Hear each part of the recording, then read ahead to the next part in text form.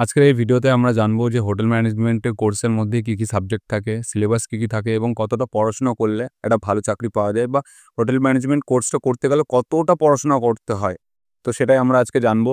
তার আগে আমি আমার পরিচয় দিয়ে দিই। আমার নাম হচ্ছে বিক্রম ধর। আমি হোটেল ইন্ডাস্ট্রিতে আছি ৯ বছর হয়ে গেছে। এখন আমি অ্যাজ এ সুশেফ জব করছি দ্য ফার্ন হোটেলে। আর আমার ম্যানেজমেন্ট আমি ২০১৬ সালে কমপ্লিট করেছি। তো এর আগের ভিডিওতে আমি জানিয়েছি যে কাদের এই কোর্সটা করা উচিত, ২০২৫ সালে কোর্সটা করা ঠিক হবে না ভুল হবে এবং কখন কোর্সটা করা উচিত। ঠিক আছে? তো যেকোনো প্রফেশনাল কোর্স করার আগে সেই কোর্সের ব্যাপারে পুরোপুরি ডিটেলে খোঁজখবর নিয়ে নেওয়া ভালো যে তুমি কোর্সটা পারসিউ করতে পারবে কিনা বা তোমার সেই ফিল্ডে ইন্টারেস্ট জেনারেট হচ্ছে কিনা সেটা না জেনে যে কোনো কোর্স করা উচিত না। আর বিশেষ করে হোটেল ম্যানেজমেন্ট কোর্স তো করা উচিতই না যদি তুমি সেই কোর্সের ব্যাপারে পুরোপুরি না জানো। কেননা আমি আমার কলেজ লাইফে এবং যে আমি কাজ করছি সেই সময়টাতেও আমি দেখেছি অনেকেই আছে ঝোঁকে পড়ে হোটেল ম্যানেজমেন্ট কোর্স করে নেয় কিন্তু তারপরে আর পুরোটা কন্টিনিউ করতে পারে না। কেননা একটা কথা, তারা সেই কোর্সের ব্যাপারে ১ম এ যখন ভর্তি হয় তখন সেই ব্যাপারটাই জানে না এবং তারা বুঝে উঠতে পারে না যে আমি এই কাজটা করতে পারবো কিনা এবং তারপরে যখন কোর্স করা শুরু করে তখন তারা বুঝতে পারে এই কোর্সটা হয়তো তাদের জন্য না বা তাদের সেই ব্যাপারে ইন্টারেস্ট আসছে না এবং যেই কারণে হোটেল ম্যানেজমেন্ট কোর্সটা কিন্তু তারা অনেক সময় কমপ্লিট করতে পারে না এবং অনেকেই আছে যে কারণে আইটি ট্রেনিং, যেটাকে ইন্ডাস্ট্রিয়াল ট্রেনিং বলা হয় হোটেল ম্যানেজমেন্টের মধ্যে, সেই ইন্ডাস্ট্রিয়াল ট্রেনিংয়ের সময় কিন্তু অনেকে ছেড়ে চলে যায় বা অনেকে আছে কোর্স কমপ্লিট করে অন্য কোনো কাজ করে এবং সেক্ষেত্রে দেখতে গেলে তুমি এত টাকা দিয়ে হোটেল ম্যানেজমেন্ট কোর্স করে অন্য যদি জব করো তাহলে সেই ক্ষেত্রে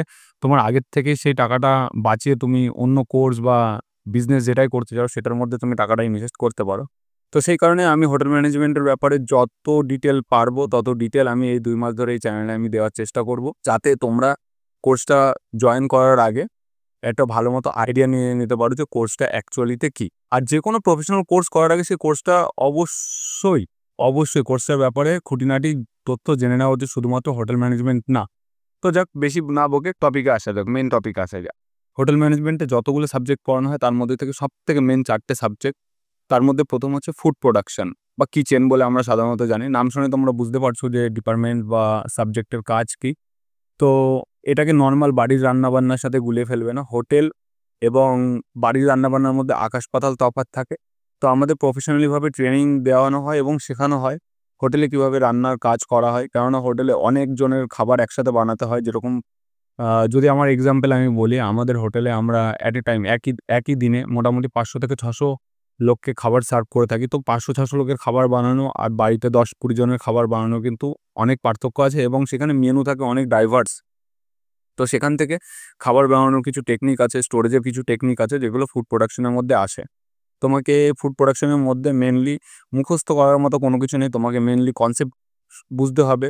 সবকিছুর বেস আছে, প্রত্যেকটা খাবারের বেস আছে। সেই বেসগুলো তোমাকে জানানো হবে। তোমাকে কাটিং এর টেকনিকস পড়ানো হবে এবং প্র্যাকটিক্যাল করে দেখানো হবে হোটেল ম্যানেজমেন্ট কোর্সের মধ্যে। এছাড়াও ফুড টেম্পারেচার কতটা থাকবে, কোন কোন টেম্পারেচারে আমরা ফুড স্টোর করব, ফুডের কি নিউট্রিশনাল ভ্যালু আছে, ফুড কতদিন পরে এক্সপায়ার হয়ে যাবে, কতদিন অবধি আমি স্টোর করতে পারবো। এইসব ব্যাপারগুলোই ফুড প্রোডাকশন ক্লাসের মধ্যে পড়ানো হয়। এর মধ্যে সবথেকে যদি তোমার রান্নার ব্যাপারে ইন্টারেস্ট না থাকে তাহলে তুমি কোর্সটা করতে পারো। কেননা তুমি অন্যান্য ডিপার্টমেন্টে চলে যেতে পারো। কিন্তু যদি তুমি মনে করো যে তুমি শেফ হওয়ার জন্য কোর্সটা করবে, কেননা শেফেদের মাইনে অনেক হাই, স্যালারি অনেক ভালো। তো অনেকে আছে সেই কারণে ফুড প্রোডাকশনের পিছনে দৌড়ে যায় কিন্তু তাদের অ্যাকচুয়ালি রান্নার প্রতি ইন্টারেস্ট থাকে না। তো সেক্ষেত্রে বলব যে হোটেল ম্যানেজমেন্ট কোর্স করো। তবে যদি ইন্টারেস্ট না থাকে কুকিংয়ের ক্ষেত্রে তাহলে ফুড প্রোডাকশনটা তোমার পড়তেই হবে যেহেতু কোর্সের মধ্যে তোমার আছে। কিন্তু এটার মধ্যে কেরিয়ার ফোকাসটা করো না। ঠিক আছে? এর মধ্যে তোমার রান্না-বান্না, রেসিপি অনেক কিছু, যেটার মধ্যে অনেকটা ডেডিকেশন দরকার হয়, অনেকটা প্যাশন দরকার হয়। যেমন আমার ক্ষেত্রে আমি রান্না-বান্না করতেও ভালোবাসতাম আগের থেকে। যখন আমি কোর্স করি তার আগের থেকেই আমি রান্না-বান্না করতে ভালোবাসতাম। তার আরেকটা কারণ আছে যে আমাদের বাড়ির আশেপাশে যতজন আছে তার মধ্যে থেকে ম্যাক্সিমাম লোক হোটেল ইন্ডাস্ট্রিতে কাজ করে এবং তারা সবাই অ্যাজ এ শেফ কাজ করে। তো হোটেল ম্যানেজমেন্ট কোর্স করার আগে আমার আইডিয়া ছিল যে কিচেন কেমন হয়, কেমনভাবে রান্না-বান্না হয় এবং আমার বেসিক্যালি ওদের কাছ থেকে গল্প শুনে আমার নিজেরই একটা কিউরিওসিটি এবং প্যাশন জেনারেট হয়ে গেছিল নিজের মধ্যে যে হোটেল ম্যানেজমেন্ট কোর্স করে আমি একটা শেফ হব। তো সেখান থেকে আমার জেনারেট হয়েছিল এবং আমি করেছিলাম। এবার অনেকে ভাবছো হয়তো যে আমার তো কুকিংয়ের ব্যাপারে অতটা প্যাশন নেই, তাহলে কি আমার হোটেল ম্যানেজমেন্ট করা উচিত? অবশ্যই করা উচিত। হোটেলের আরও যে ডিপার্টমেন্টগুলো আছে সেখানে তুমি এক্সপ্যান্ড করতে পারো, ওখানে তোমার জব অপরচুনিটি আছে। কিচেন বা ফুড প্রোডাকশন তো শুধুমাত্র একটা ডিপার্টমেন্ট। আচ্ছা, যাই হোক, এবার চলে আসি সেকেন্ড ডিপার্টমেন্টে, যেটা হচ্ছে F&B সার্ভিস। নাম শুনে বুঝতে পারছো, ফুড অ্যান্ড বেভারেজ সার্ভিস, পুরো নামটা আমি বলে দিলাম। F&B সার্ভিস একে শর্টে বলা হয়। মানে ফুড প্রোডাকশনে আমরা খাবার বানাচ্ছি, আর F&B সার্ভিসে আমরা ফুড সার্ভ করব। শুধুমাত্র ফুড নয়, বেভারেজেস মানে ড্রিঙ্কস যেগুলো আছে সেগুলোকে হোটেলের ভাষায় বলা হয় বেভারেজেস। তো এর মধ্যে অ্যালকোহলিক, নন অ্যালকোহলিক সব রকমই আসে, বা হট বেভারেজ যেগুলো চা কফি হয়ে গেল, এগুলোও আসে।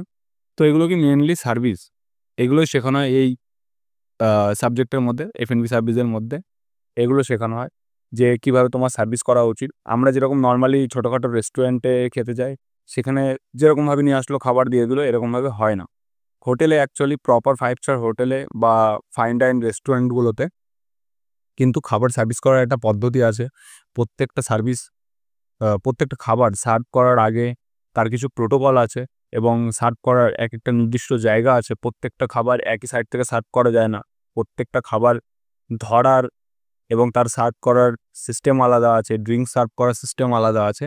তো সেগুলো শেখানো হয়, কীভাবে অর্ডার নিতে হয় প্রফেশনালিভাবে। এমন না যে গিয়ে আমি কাউকে বলে দিলাম যে আপনার কী অর্ডার আছে বলে দিন, না, সেরকম না। এর মধ্যে বেসিক্যালি F&B সার্ভিসে যে ইয়েটা আছে, সাবজেক্ট আছে, এর মধ্যে পুরোপুরি বোঝানো হয় বা দেখানো হয় প্র্যাকটিক্যালের মাধ্যমে এবং থিওরির মাধ্যমে যে কীভাবে সার্ভিস করা উচিত, কীভাবে করতে হয়, কী সিস্টেম থাকে, পুরোপুরি প্রোটোকল কীরকম থাকে, অর্ডার নিতে হয় কীভাবে, এবং তার সাথে সাথে টেবিল সেট আপ কীভাবে করতে হয়। আমরা যেরকম নর্মাল রেস্টুরেন্টে যাই, একটা টেবিল পাতা থাকে, তার উপরে কয়েকটা জলের গ্লাস বা প্লেট পড়ে থাকে, সেরকম নয়।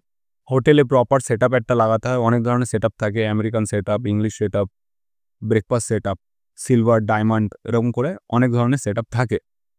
এই তো গেল F&B সার্ভিস। মোটামুটি সার্ভিস রিলেটেড যা থাকবে, মানে খাবার সার্ভ করা বা ড্রিঙ্ক সার্ভ করা রিলেটেড, সেগুলো আসবে F&B সার্ভিসের মধ্যে। তারপরের ডিপার্টমেন্ট চলে আসে ফ্রন্ট অফিস। ফ্রন্ট অফিস হচ্ছে বেসিক্যালি, মনে রাখো যে রিসেপশন। যে কোনো তোমরা হোটেলে গেছো বা যে কোনো জায়গায় গেছো, সবার প্রথমে যে একটা বুকিং কাউন্টার টাইপের থাকে, যেটাকে আমরা রিসেপশন বলে জানি, সেটাই হোটেল ইন্ডাস্ট্রিতে ফ্রন্ট ডেস্ক বলে পরিচিত।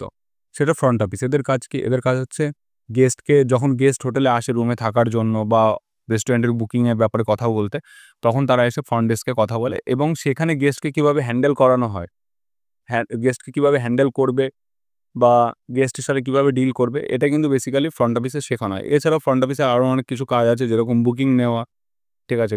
বুকিং নেওয়া, কীভাবে নেবে, রুমের টাইপসগুলো তোমাকে শেখানো হবে। কেননা ফ্রন্ট অফিসে যদি তুমি বসো বা তুমি কাজ করো, তাহলে তোমাকে জানতে হবে যে বিভিন্ন ধরনের রুম থাকে। Sweets room, interconnected room, single room, double room, এরকম ধরনের হাজারো রুম থাকে, যেগুলো ব্যাপারে তোমাকে ফ্রন্ট অফিস সাবজেক্টের মধ্যে পড়ানো হবে। টাইপস অফ রুম, তোমাকে টাইপস অফ প্ল্যান, এবং বুকিং কীভাবে করবে, তার কী সিস্টেম আছে কম্পিউটারে, যে কীভাবে বুকিং তোমার অ্যালোকেট করতে হবে। এছাড়াও গেস্ট কীভাবে হ্যান্ডেল করতে হবে। অনেক সময় গেস্টের অনেক রকম সমস্যা হয়, তারা কিন্তু ডাইরেক্ট ফ্রন্ট অফিসের সাথেই যোগাযোগ করে, এবং সেসব কমপ্লেনগুলোকে তুমি কীভাবে হ্যান্ডেল করবে, সেটাই কিন্তু ফ্রন্ট অফিস সাবজেক্টের মধ্যে শেখানো হয়। এরও প্র্যাকটিক্যাল হবে, থিওরি হবে, সব কিছু। আর এর জন্য মেনলি দরকার হয় সবথেকে বেশি, যেটা হচ্ছে প্রপার গ্রুমিং।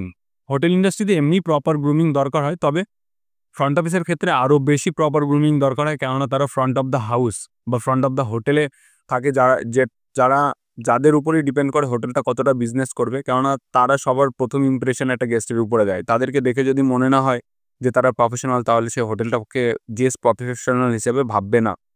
তো এই গেল ফ্রন্ট অফিস। এরপরে আসে ফোর্থ, যেটা হচ্ছে হাউসকিপিং।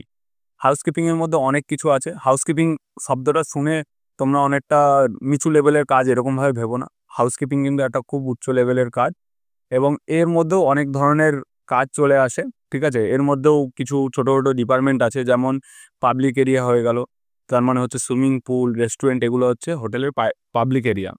এগুলোর ক্লিনিং কীভাবে হবে, তোমাদের করতে হবে না এই ক্লিনিংগুলো। এর জন্য আলাদা যারা নন টেক, যারা হোটেল ম্যানেজমেন্ট না করে হোটেলে জব করে, তারা এইসব কাজগুলোতে করে। তোমাকে শুধু দাঁড়িয়ে সুপারভাইজ করতে হয়, এবং তুমি কীভাবে সুপারভাইজ করবে যদি তুমি না জানো, কোন কোন লিকুইড দিয়ে তোমাকে ফ্লোর ক্লিন করতে হবে, কোন লিকুইড দিয়ে তোমাকে তোমার বেডশিট ক্লিন হবে, এগুলো তোমার জানা উচিত, যেগুলো তুমি সুপারভিশন করবে। তুমি দাঁড়িয়ে দেখবে, তোমার হাতের নিচে লোক থাকবে। তো তার আগে তোমাকে শিখতে হবে, নিজে শিখতে হবে। তো হাউসকিপিংয়ের মধ্যে সেগুলোই শেখানো হয়। এছাড়াও হাউসকিপিংয়ের মধ্যে হাউসকিপিং একটা অনেক বড় ডিপার্টমেন্ট। এর মধ্যে লন্ড্রি আসে, যেখানে তোমার গেস্ট অনেক সময় কাপড় দেয়, যেগুলো হাউসকিপিংয়ে দেয়, যেগুলো ধোয়ার জন্য দেয়, বা হোটেলের যে কাপড়, ইউনিফর্ম যা থাকে, যত রকমের ওয়াশিংয়ের জিনিসপত্র থাকে সেগুলো হাউসকিপিংয়ের মধ্যে আসে এবং সেই ডিপার্টমেন্টের ধোয়ার দায়িত্ব থাকে। এছাড়াও রুম তৈরি করা, মানে রুমের মধ্যে যে আমরা যখন রুমে যাই দেখি বেডশিটটা খুব সুন্দর করে পাতা রয়েছে, বা হোটেলের যে ওয়াশরুম রয়েছে সেখানে অনেক ধরনের কসমেটিক্স রাখা রয়েছে, ছোটো মিনি বার আছে, সেগুলো সেট আপ করা, এগুলোই হাউসকিপিংয়ের মধ্যে আসে এবং এগুলো থিওরি এবং প্র্যাকটিক্যালের মাধ্যমে কিন্তু শেখানো হয়।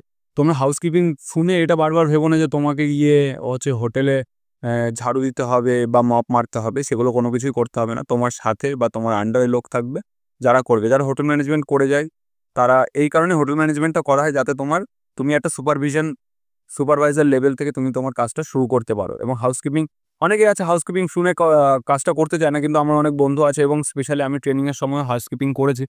তো আমার কোনো সময় এরকম মনে হয়নি যে কাজটা অনেকটা লো লেভেল কাজটা ভালো লেভেলের কাজ। অনেকে নাম শুনে ভাবে যে হাউসকিপিং কাজটা হয়তো ভালো না। তো এই হলো 4টে মেইন সাবজেক্ট। এছাড়াও আরও অনেক ধরনের সাবজেক্ট আছে, যেগুলো হলো অ্যাকাউন্টিং, এইচআর। এছাড়া এরপরের কোশ্চেন আসছে যে কতটা পড়াশোনা করতে হয় হোটেল ম্যানেজমেন্ট কোর্স করতে গেলে বা ভালো একটা জব করতে গেলে।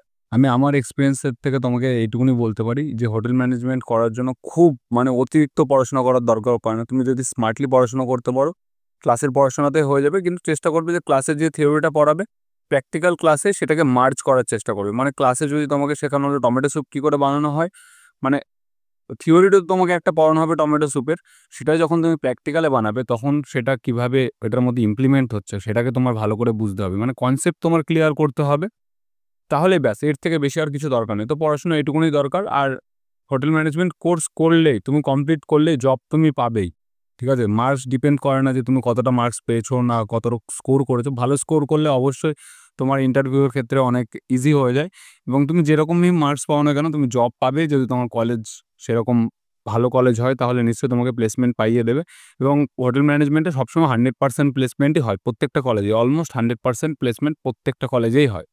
তো কাজের ক্ষেত্রে সেরকম কোনো অসুবিধা নেই, নর্মাল পড়াশোনা করলে তুমি কাজটা পেয়ে যাবে। এবার কথা হলো যে ইংলিশ কতটা দরকার সেটা আমি নেক্সট ভিডিওতে জানাবো। তার আগে যদি ভিডিওটা ভালো লেগে থাকে এবং ইনফরমেটিভ লেগে থাকে তাহলে অবশ্যই সাবস্ক্রাইব করে যাবে এবং 100 সাবস্ক্রাইবার হয়ে গেলে আমি একটা লাইভ সেশন করব, যেখানে আমি কিন্তু সবার কোশ্চেনের উত্তর দেবো। এবং তারপরে যদি এখনও কারোর মনে কোনো কোশ্চেন থেকে থাকে সেটাও কিন্তু কমেন্ট বক্সে জানাতে পারো। আমি আমার নেক্সট ভিডিওতে, যেখানে ইংলিশ কতটা দরকার হোটেল ম্যানেজমেন্ট কোর্সের জন্য সেটা জানাবো, এবং সাথে প্রত্যেকটা কোর্স মানে ডিগ্রি হয়ে গেল, ডিপ্লোমা হয়ে গেল, সার্টিফিকেট কোর্স, এগুলোর ডিটেলস, মানে কোন কোর্সটার করলে কি সুবিধা এবং কোন কোর্সটায় কি পড়াশোনা করতে হয়। 4টে ডিপার্টমেন্টস তো আছেই, কিন্তু প্রত্যেকটা কোর্সে আলাদা আলাদা কিছু সাবজেক্ট থাকে এবং প্রত্যেকটা কোর্সের মধ্যে কিছু ডিফারেন্স থাকবে।